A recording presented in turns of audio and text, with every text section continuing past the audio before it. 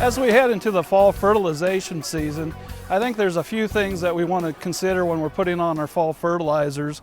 One is we want to choose the proper equipment for what we're doing.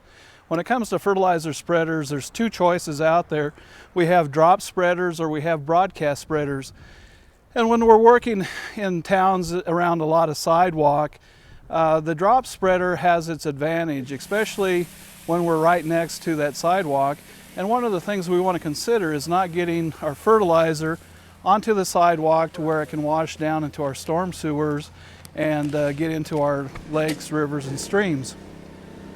And that's where a drop spreader has a lot better advantages.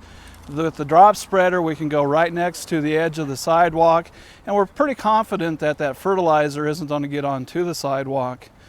If we happen to get fertilizer onto the sidewalks, there's two things we can do to keep it from getting into the river or streams. And one is we could either take a broom and we can sweep up the material and get it back onto the lawn, or we can use an air blower and blow it back up into the lawn.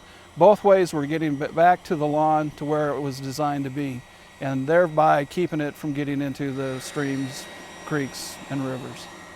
In western Nebraska, we use a lot of iron products in our fertilizers, and here's a good example of where we've got the fertilizer onto the sidewalk because we've stained the sidewalk from all the little fertilizer prills as rainwater has hit it. But not only do we get the staining on the sidewalks, which is somewhat unsightly, but that material we know has gone down into the gutter goes into the storm sewers, and the storm sewers then go into our rivers and our streams. And we're taking those fertilizers and we're creating algae blooms and things like that in the rivers and streams, things that we don't want to happen. So the correction to this problem is we need to be sure that we keep our fertilizer on our turf where it's meant to be. Throughout the course of this season, we've talked about a number of different strategies to prevent fertilizers, pesticides, and sediments from getting into our stormwater drains, which eventually ends up in our streams and our rivers. And it's really important as we go about our everyday lives, we need to stop and think about how anywhere from fertilizer application to putting in a new lawn can eventually affect our rivers and streams, because it's really important that we protect our rivers and streams here in Nebraska.